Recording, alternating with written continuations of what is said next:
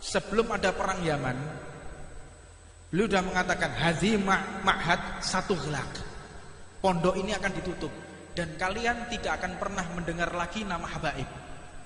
Saya ingatkan lagi, ini akhir zaman, para habaib akan dipanggil sama Allah. Saya ulangi lagi, mumpung para habaib, para ulama masih ada di depan kita, jangan jauh-jauh dari mereka. Ini detik-detik para habaib, para kiai, para ulama akan diambil oleh Allah. Ini pesan terakhir, pikirkan baik-baik.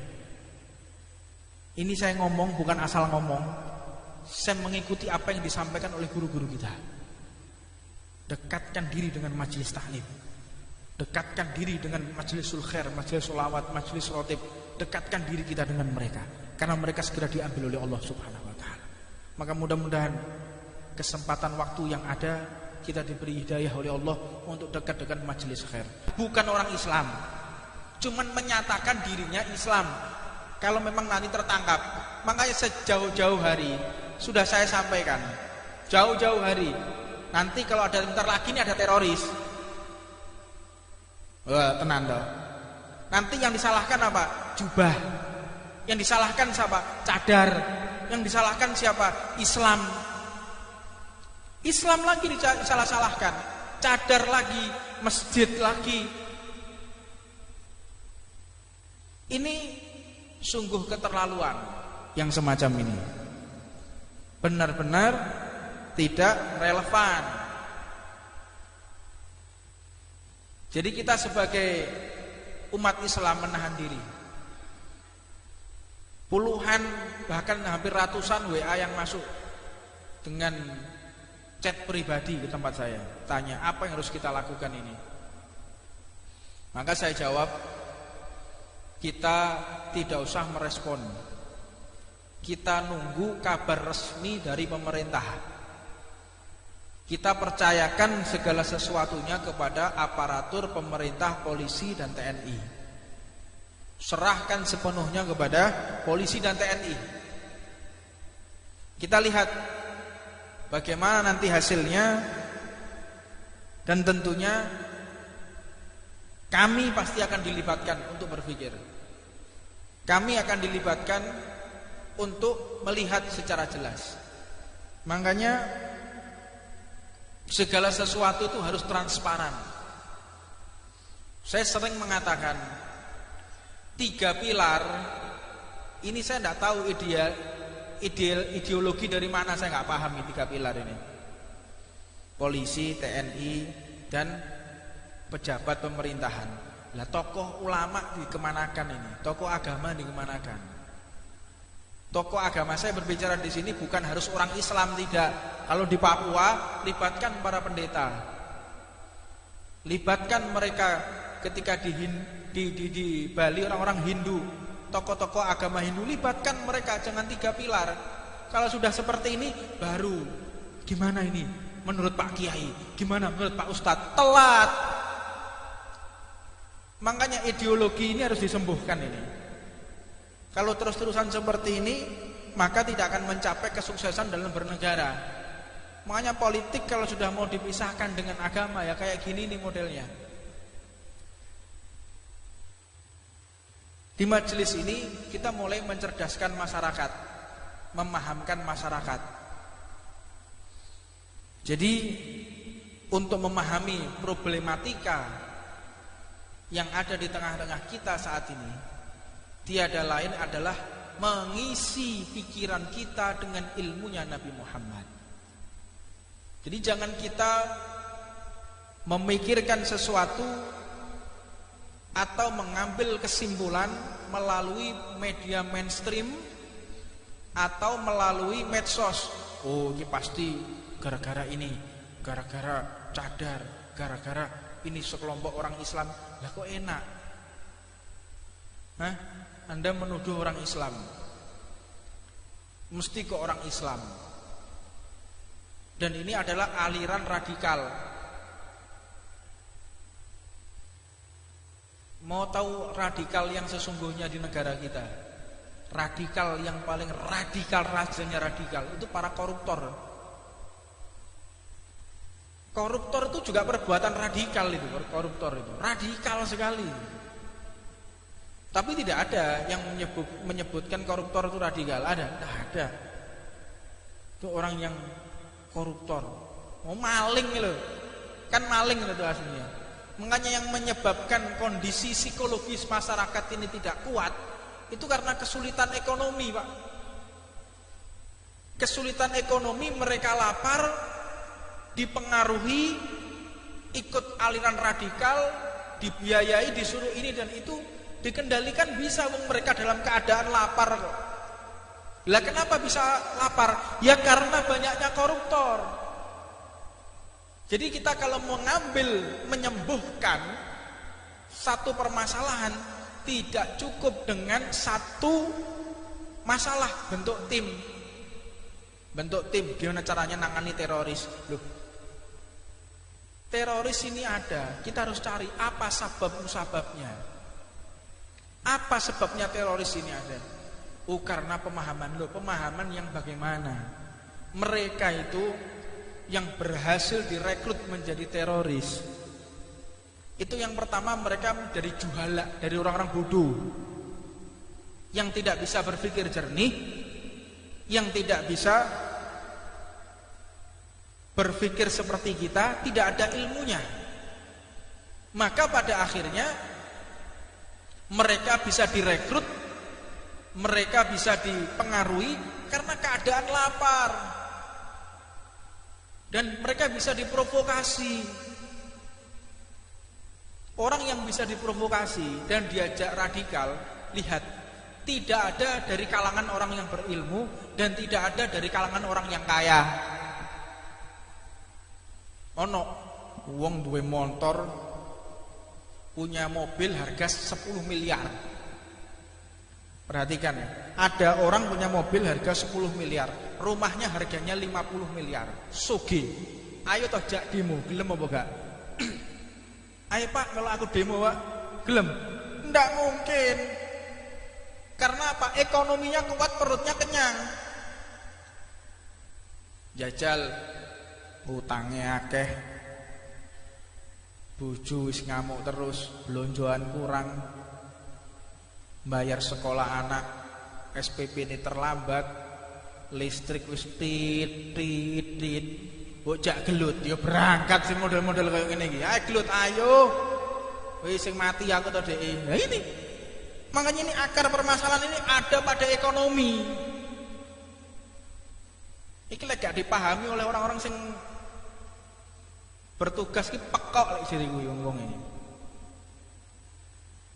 Ini sudah pada lapar semua nih, rakyat sudah pada lapar ini. Susahnya nggak tahu mereka, menderita. Kok bingung teroris, ini segala macam, nggak dipikir. Itu para koruptor terus tangkapi semua itu. Kalau bisa dihukum mati mereka itu.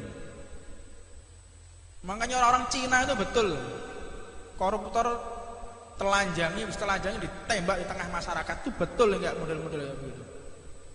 Iki gak, ngene Indonesia koruptor cengenges melambaikan tangan. Ngene wartawan. Iki piye to munggah mono. Yang menciptakan radikalisme ini yang model-model kayak begitu. Ilmu dipahami. Kita jangan membahas mereka mengerti atau belajar dari pemahaman yang salah. Ya jelas.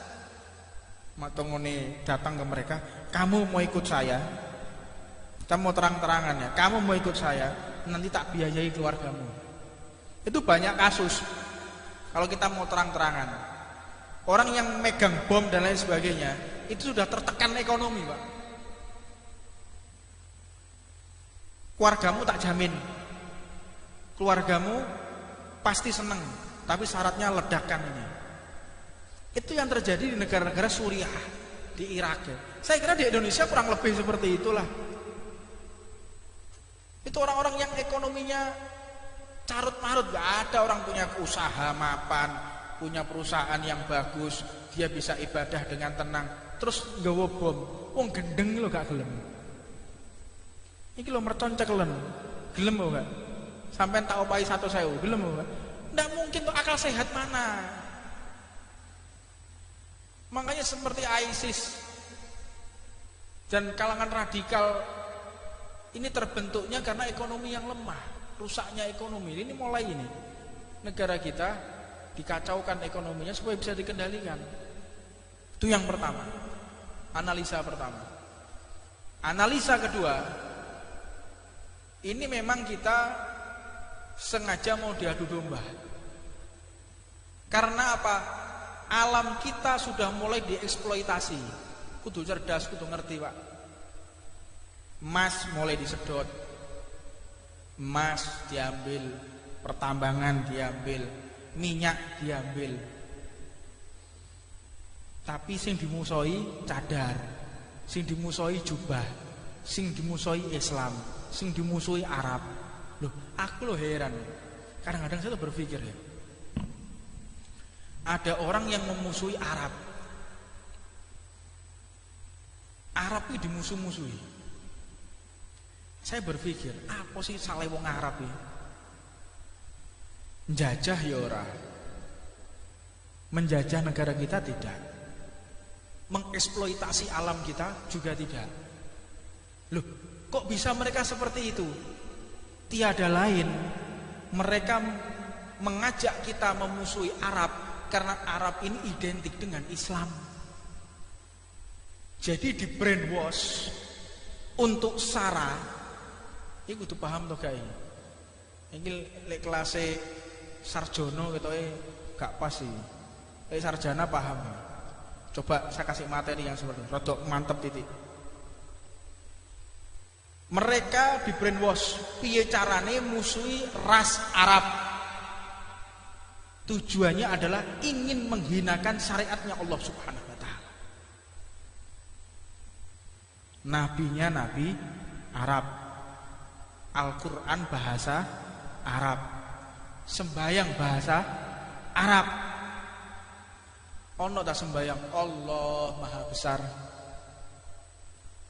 dengan nama Tuhan yang Maha Pengasih lagi Maha Penyayang. Alhamdulillahirabbil alamin. Terus diartikno pisan. Ndah nen kok rusak iki negara iki. Mangkane dadi musaddiq. Ngerti musaddiq? Sholat itu boleh dengan menggunakan bahasa Indonesia agar kita bisa mengerti maknanya. Loh, ini sudah mulai brainwash. Ini bukan dia muncul tiba-tiba, tidak. Tetapi ini adalah hasil produk kader-kader para musuh negara kita. Makanya wong Islam kudu cerdas. Jangan kita mau diadu domba, jangan kita mau dihancurkan pikiran kita dengan sara. Sara itu sudah dihancurkan oleh Rasulullah. Dulu itu ada gobilah-gobilah. Ini Bani Hashim, ini Bani Kinanah, ini ada Bani Quraisy. Mereka itu bergobilah, bersuku-suku. Semua itu dihilangkan oleh Nabi Muhammad. Oh, iki wong Arab, iki wong Jawa, iki wong Londo, iki wong Cina. Itu sudah dihilangkan sama Nabi Muhammad yang seperti itu. Tidak ada, semua itu sama di hadapan Allah. Kalau bahasa Indonesianya Bhinneka Tunggal Ika. Itu ajaran Nabi Muhammad. Jangan kita mengeklaim itu adalah pemikiran seseorang, salah. Itu ajaran Islam itu. Yang mengajarkan Bhinneka Tunggal Ika, yang mengajarkan Pancasila, itu semua daripada pencetusnya adalah orang yang meneladani ilmunya Nabi Muhammad SAW. Orang yang ngerti Islam itu pasti Pancasila. Orang yang mengerti Islam pasti dia mengerti toleransi. Jadi jangan mau kita dibodohi sama mereka. Kalau ini adalah orang Islam, tidak ada, Pak. Orang Islam yang ngebom, orang Islam tidak ada, mana ilmunya. Makanya beberapa saat yang lalu, saat kami bertemu dengan beberapa kader yang sudah dicetak untuk menjadi teroris. Kebetulan waktu itu saya sama grup 2 Kopassus. Saya ketemu sama mereka. Saya tanya, apa tujuan Anda? Saya jihad. Anda mau jihad? Iya, saya mau jihad. Jihad itu rukunnya apa? Loh, Anda mau jihad? Iya, jihad. Jihad itu rukunnya apa? Jihad secara lughatan ada jihad secara syar'an. Apa maksudnya jihad? Tolah atau domblong, orang ngerti apa-apa. Lah ini apa jihad? Makanya kita itu sering kali mengerjakan sesuatu tapi tidak tahu. Tidak tahu. Kadang-kadang orang Islam sendiri ditanya, Anda beragama? Ya, saya beragama. Rukunnya agama itu apa? Anda beragama? Ya. Rukunnya agama itu apa? Orang ngerti. Ini loh permasalahan kita sekarang ini. Sudah kita lapar, ekonomi sulit, tidak punya ilmu. Makanya jangan jauh-jauh dari majelis taklim agar kita tidak terprovokasi, agar kita benar-benar tidak salah dalam melangkah. Makanya rukunnya agama al-iman wal islam wal ihsan. Apa definisi Islam? Apa definisi iman? Apa definisi ihsan? Pengertiannya ihsan itu apa? Kalau sekarang ditambah lagi oleh Mujaddid fi hadhihi zaman Al-Imam Al-Habib Abu Bakar Al-Adni, yang keempat ditambahkan lagi wa ilmu bi qiyamis saah. Pengertian tentang masalah hari kiamat. Bagaimana kondisi alur pikir orang terakhir zaman hari kiamat. Apa yang terjadi di hari kiamat. Makanya saya tidak heran mereka itu kalau berbicara seolah-olah tahu apa yang akan terjadi. Itu bukan kasyaf, bukan cuman diperlihatkan pandangan ghaib, disingkapkan tabir ghaib, tidak, itu ilmu, Pak. Seperti kita kalau ada anak kecil, coba perhatikan ya. Kalau ada anak kecil mau minta permen, ada anak kecil mau minta mainan atau mau minta permen, ngerayu dengan kita, bahasa basinya, apakah kita tidak tahu kalau dia pengen permen, kalau pengen mainan? Pak, itu gini-gini segala macam, bahasa basi anak kecil. Kita kan tahu, oh iki kepengen permen nih, model-model ini. Kita kan tahu, opo karpe kan ngerti. Nah, mereka para alim ulama juga tahu. Ini orang kalau sudah gelagatnya seperti ini, tindak tanduknya seperti ini arahnya mau ke sini nih. Usia ilmu mereka jauh lebih tua dari kita. Jadi tahu, bukan mereka kasaf, hijab terbuka, tidak. Seperti kita dengan anak kecil tadi. Jadi yang membedakan kita dengan anak kecil itu karena kedewasaan dalam berpikir atau tingkatan ilmu. Makanya para ulama itu mengerti apa yang terjadi, bukan karena cuman mereka memang dibersihkan mata hatinya dengan ainul basirah tadi. Mereka juga mengerti ilmunya. Wa ilmu bi qiyamis saah, di antaranya adalah Habib Abu Bakar Al-Adni. Beliau sudah mengatakan, ini terakhir, penutupan terakhir. Saya ulangi pesan beliau. Sebelum ada perang Yaman, beliau sudah mengatakan hadzi ma'had satu gelak. Pondok ini akan ditutup dan kalian tidak akan pernah mendengar lagi nama habaib. Saya ingatkan lagi, ini akhir zaman. Para habaib akan dipanggil sama Allah. Saya ulangi lagi ini. Mumpung para habaib, para ulama masih ada di depan kita, jangan jauh-jauh dari mereka.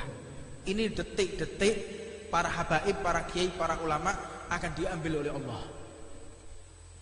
Ini pesan terakhir, pikirkan baik-baik. Ini saya ngomong bukan asal ngomong. Saya mengikuti apa yang disampaikan oleh guru-guru kita. Dekatkan diri dengan majelis taklim. Dekatkan diri dengan majlisul khair, majlis sholawat, majlis rotib. Dekatkan diri kita dengan mereka, karena mereka segera diambil oleh Allah Subhanahu wa ta'ala. Maka mudah-mudahan kesempatan waktu yang ada kita diberi hidayah oleh Allah untuk dekat dengan majlis khair. Rabbana atina fid dunya hasanah fil akhirati hasanah wa qina adzabannar. Allahumma barik lana fi ma baqi min sya'ban wa balighna ramadan wa aina 'ala syiyam wa aina 'ala tilawatil Qur'an wa aina 'ala sholatit tarawih. Dan mudah-mudahan terakhir saya ucapkan ribuan maaf kepada segenap tetangga, segenap jamaah. Sebentar lagi kita akan masuk bulan Ramadan dan majelis ini tidak akan pernah diliburkan. Tetap pengajian hari Senin, tetapi sore setiap hari Senin tetap kita ngaji, tidak libur. Kalau kita katakan libur, tidak ada pernah libur untuk menuntut ilmunya Nabi Muhammad. Jadi setiap hari Senin kita tetap ngaji di Masjid Muhdhar jam 4 sore. Jadi mudah-mudahan Allah Subhanahu wa taala memberikan istiqomah kepada kita semuanya. Rabbana atina fid dunya hasanah wa fil akhirati hasanah wa qina adzabannar wa 'allamana masyayikhana wa ila hadratin Nabi Muhammad. Sebelum ada perang Yaman, beliau sudah mengatakan hadzi ma'had satu gelak. Pondok ini akan ditutup dan kalian tidak akan pernah mendengar lagi nama habaib. Saya ingatkan lagi, ini akhir zaman. Para habaib akan dipanggil sama Allah. Saya ulangi lagi. Mumpung para habaib, para ulama masih ada di depan kita, jangan jauh-jauh dari mereka. Ini detik-detik para habaib, para kiai, para ulama akan diambil oleh Allah. Ini pesan terakhir, pikirkan baik-baik. Ini saya ngomong bukan asal ngomong. Saya mengikuti apa yang disampaikan oleh guru-guru kita. Dekatkan diri dengan majelis taklim. Dekatkan diri dengan majelis khair, majelis sholawat, majelis rotib. Dekatkan diri kita dengan mereka, karena mereka segera diambil oleh Allah Subhanahu wa taala. Maka mudah-mudahan kesempatan waktu yang ada kita diberi hidayah oleh Allah untuk dekat dengan majelis khair. Bukan orang Islam, cuman menyatakan dirinya Islam. Kalau memang nanti tertangkap, makanya sejauh-jauh hari sudah saya sampaikan, jauh-jauh hari. Nanti kalau ada bentar lagi ini ada teroris, wah tenan toh. Nanti yang disalahkan apa? Jubah. Yang disalahkan siapa? Cadar. Yang disalahkan siapa? Islam. Islam lagi disalah-salahkan. Cadar lagi, masjid lagi. Ini sungguh keterlaluan yang semacam ini. Benar-benar tidak relevan. Jadi kita sebagai umat Islam menahan diri. Puluhan bahkan hampir ratusan WA yang masuk dengan chat pribadi ke tempat saya, tanya apa yang harus kita lakukan ini. Maka saya jawab, kita tidak usah merespon. Kita nunggu kabar resmi dari pemerintah. Kita percayakan segala sesuatunya kepada aparatur pemerintah, polisi dan TNI. Serahkan sepenuhnya kepada polisi dan TNI. Kita lihat bagaimana nanti hasilnya, dan tentunya kami pasti akan dilibatkan untuk berpikir. Kami akan dilibatkan untuk melihat secara jelas. Makanya segala sesuatu itu harus transparan. Saya sering mengatakan 3 pilar ini, saya tidak tahu ideologi dari mana, saya nggak paham ini 3 pilar ini. Polisi, TNI, dan pejabat pemerintahan. Lah tokoh ulama dikemanakan ini? Tokoh agama dikemanakan? Tokoh agama, saya berbicara di sini bukan harus orang Islam, tidak. Kalau di Papua, libatkan para pendeta, libatkan mereka ketika di Bali orang-orang Hindu, tokoh-tokoh agama Hindu, libatkan mereka. Jangan 3 pilar. Kalau sudah seperti ini, baru gimana ini? Menurut Pak Kiai, gimana menurut Pak Ustadz? Telat. Makanya ideologi ini harus disembuhkan ini. Kalau terus-terusan seperti ini, maka tidak akan mencapai kesuksesan dalam bernegara. Makanya politik kalau sudah mau dipisahkan dengan agama, ya kayak gini nih modelnya. Di majelis ini kita mulai mencerdaskan masyarakat, memahamkan masyarakat. Jadi untuk memahami problematika yang ada di tengah-tengah kita saat ini, tiada lain adalah mengisi pikiran kita dengan ilmunya Nabi Muhammad. Jadi jangan kita memikirkan sesuatu atau mengambil kesimpulan melalui media mainstream atau melalui medsos. Oh, ini pasti gara-gara ini, gara-gara cadar, gara-gara ini sekelompok orang Islam. Lah kok enak? Hah? Anda menuduh orang Islam, mesti kok orang Islam. Dan ini adalah aliran radikal. Mau tahu radikal yang sesungguhnya di negara kita? Radikal yang paling radikal, rajanya radikal itu para koruptor. Koruptor itu juga perbuatan radikal itu, koruptor itu radikal sekali. Tapi tidak ada yang menyebutkan koruptor itu radikal. Ada? Tidak ada. Itu orang yang koruptor, mau maling loh, kan maling itu aslinya. Makanya yang menyebabkan kondisi psikologis masyarakat ini tidak kuat itu karena kesulitan ekonomi, Pak. Kesulitan ekonomi, mereka lapar, dipengaruhi, ikut aliran radikal, dibiayai, disuruh ini dan itu, dikendalikan bisa mereka dalam keadaan lapar kok. Lah kenapa bisa lapar? Ya karena banyaknya koruptor. Jadi kita kalau mengambil, menyembuhkan satu permasalahan, tidak cukup dengan satu masalah bentuk tim. Bentuk tim, gimana caranya nangani teroris? Loh, teroris ini ada, kita harus cari apa sebabnya. Apa sebabnya teroris ini ada? Karena pemahaman. Loh, pemahaman yang bagaimana? Mereka itu yang berhasil direkrut menjadi teroris, itu yang pertama mereka dari juhala, dari orang-orang bodoh yang tidak bisa berpikir jernih, yang tidak bisa berpikir seperti kita, tidak ada ilmunya. Maka pada akhirnya mereka bisa direkrut, mereka bisa dipengaruhi karena keadaan lapar. Dan mereka bisa diprovokasi. Orang yang bisa diprovokasi dan diajak radikal, lihat, tidak ada dari kalangan orang yang berilmu dan tidak ada dari kalangan orang yang kaya. Ono wong duwe motor, punya mobil harga 10 miliar. Perhatikan ya, ada orang punya mobil harga 10 miliar, rumahnya harganya 50 miliar. Sugih. Ayo toh jak demo, gelem apa gak? Ayo Pak, kalau aku demo Pak, gelem? Nggak mungkin. Karena apa? Ekonominya kuat, perutnya kenyang. Jajal utangnya akeh, bojo wis ngamuk terus, blonjoan kurang, bayar sekolah anak, SPP ini terlambat, listrik wis tit. Bocah gelut, yo berangkat sing model-model kayak gini iki. Ayo gelut, ayo. Wis sing mati aku to Dek. Nah ini. Makanya ini akar permasalahan ini ada pada ekonomi. Iki lek gak dipahami oleh orang-orang sing bertugas ki pekok lek jeriku wong-wong ini. Ini sudah pada lapar semua nih, rakyat sudah pada lapar ini. Susahnya nggak tahu mereka, menderita. Kok bingung teroris, ini segala macam, nggak dipikir.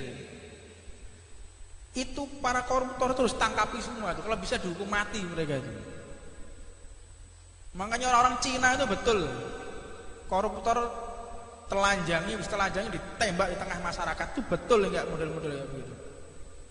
Iki gak, ngene Indonesia koruptor cengenges melambaikan tangan.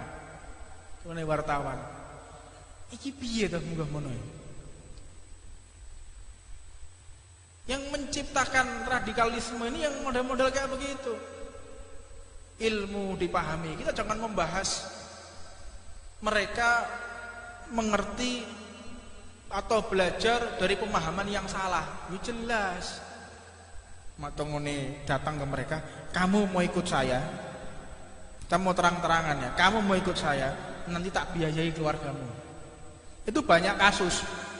Kalau kita mau terang-terangan, orang yang megang bom dan lain sebagainya, itu sudah tertekan ekonomi, Pak. Keluargamu tak jamin. Keluargamu pasti seneng, tapi syaratnya ledakan ini. Itu yang terjadi di negara-negara Suriah, di Irak. Saya kira di Indonesia kurang lebih seperti itulah. Itu orang-orang yang ekonominya carut-marut, gak ada orang punya usaha mapan, punya perusahaan yang bagus, dia bisa ibadah dengan tenang, terus nggawa bom. Wong gendeng lho gak gelem. Iki lho mercon cekelen. Gelem kok gak? Sampeyan tak opahi 100.000, gelem kok gak? Nggak mungkin tuh, akal sehat mana? Makanya seperti ISIS dan kalangan radikal ini terbentuknya karena ekonomi yang lemah, rusaknya ekonomi. Ini mulai ini negara kita dikacaukan ekonominya supaya bisa dikendalikan. Itu yang pertama, analisa pertama. Analisa kedua, ini memang kita sengaja mau diadu domba. Karena apa? Alam kita sudah mulai dieksploitasi. Kudu cerdas, kudu ngerti, Pak. Emas mulai disedot, emas diambil, pertambangan diambil, minyak diambil. Tapi sing dimusoi cadar, sing dimusoi jubah, sing dimusoi Islam, sing dimusoi Arab. Loh, aku loh heran. Kadang-kadang saya tuh berpikir ya, ada orang yang memusuhi Arab. Arab itu dimusuh-musuhi. Saya berpikir, apa sih salah wong Arab ini? Menjajah ya ora. Menjajah negara kita tidak. Mengeksploitasi alam kita juga tidak. Loh, kok bisa mereka seperti itu? Tiada lain, mereka mengajak kita memusuhi Arab karena Arab ini identik dengan Islam. Jadi di brainwash untuk sara. Iku tuh paham toh guys. Iki lek kelas sarjono ketoke gak pas sih. Lek sarjana paham. Coba saya kasih materi yang seperti ini, rodok mantep titik. Mereka di brainwash piye carane musuhi ras Arab. Tujuannya adalah ingin menghinakan syariatnya Allah Subhanahu wa ta'ala. Nabinya nabi Arab, Al-Quran bahasa Arab, sembayang bahasa Arab. Ono tak sembayang Allah Maha Besar dengan nama Tuhan yang Maha Pengasih lagi Maha Penyayang. Alhamdulillahirabbil alamin. Terus diartikno pisan. Ndah nen kok rusak iki negara iki. Mangkane dadi musaddiq. Ngerti musaddiq? Salat itu boleh dengan menggunakan bahasa Indonesia agar kita bisa mengerti maknanya. Loh. Ini sudah mulai brainwash. Ini bukan dia muncul tiba-tiba, tidak. Tetapi ini adalah hasil produk kader-kader para musuh negara kita. Makanya wong Islam kudu cerdas. Jangan kita mau diadu domba, jangan kita mau dihancurkan pikiran kita dengan sara. Sara itu sudah dihancurkan oleh Rasulullah. Dulu itu ada gobilah-gobilah. Ini Bani Hashim, ini Bani Kinanah, ini ada Bani Quraisy. Mereka itu bergobilah, bersuku-suku. Semua itu dihilangkan oleh Nabi Muhammad. Iki wong Arab, iki wong Jawa, iki wong Londo, iki wong Cina. Itu sudah dihilangkan sama Nabi Muhammad yang seperti itu.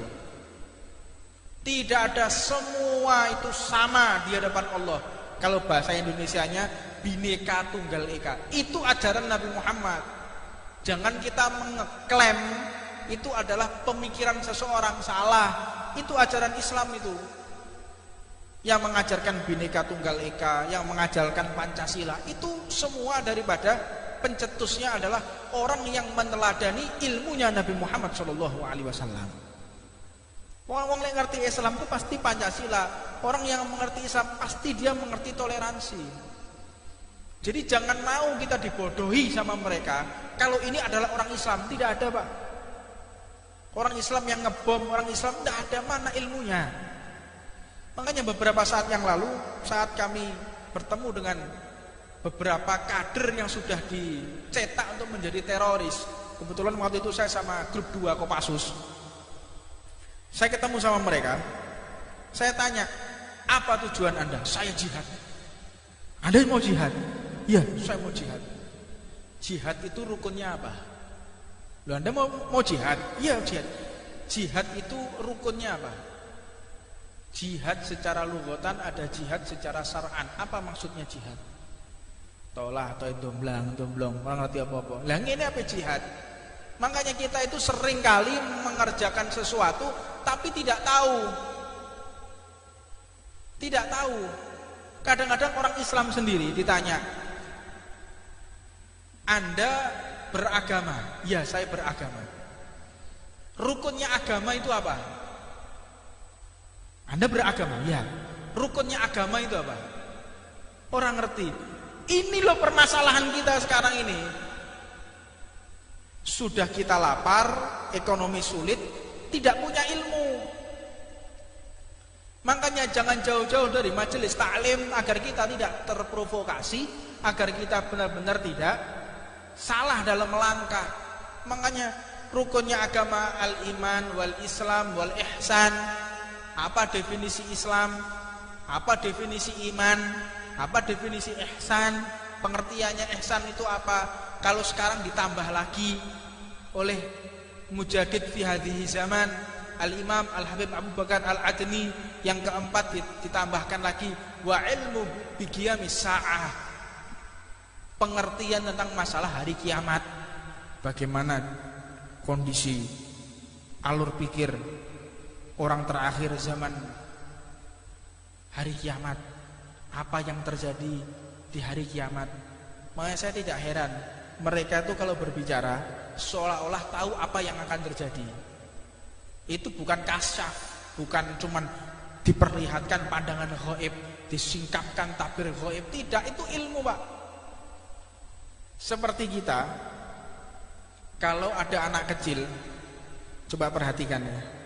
Kalau ada anak kecil mau minta permen, ada anak kecil mau minta mainan atau mau minta permen, ngerayu dengan kita, bahasa basinya, apakah kita tidak tahu kalau dia pengen permen, kalau pengen mainan?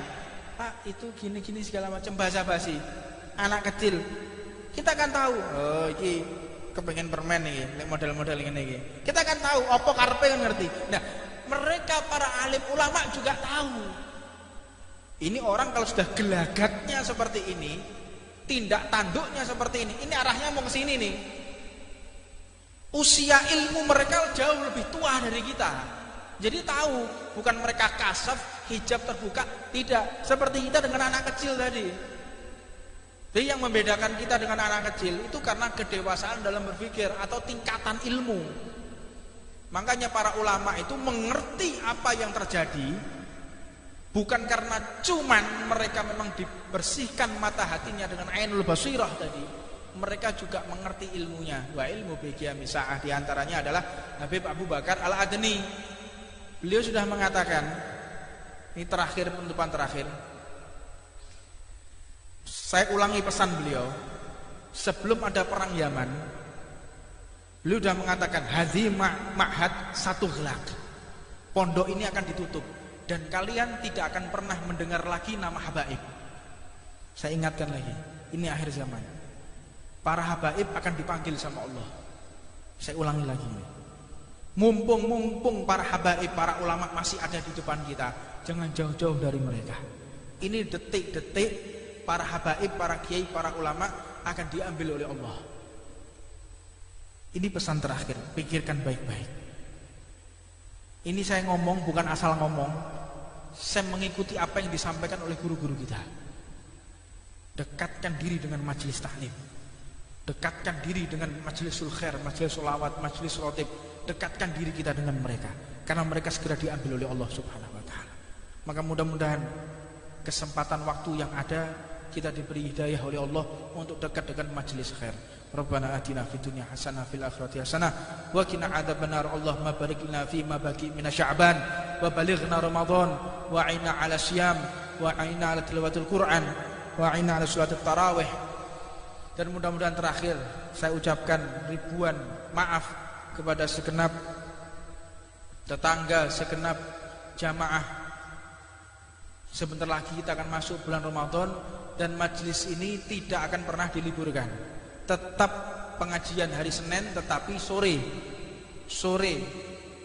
setiap hari Senin tetap kita ngaji, tidak libur. Kalau kita katakan libur, tidak ada pernah libur untuk menuntut ilmunya Nabi Muhammad. Jadi setiap hari Senin kita tetap ngaji di Masjid Muhdhar jam 4 sore. Jadi mudah-mudahan Allah Subhanahu wa taala memberikan istiqomah kepada kita semuanya. Rabbana atina fid dunya hasanah wa fil akhirati hasanah wa qina adzabannar wa 'ala man masyayikhuna wa ila hadratin Nabi Muhammad.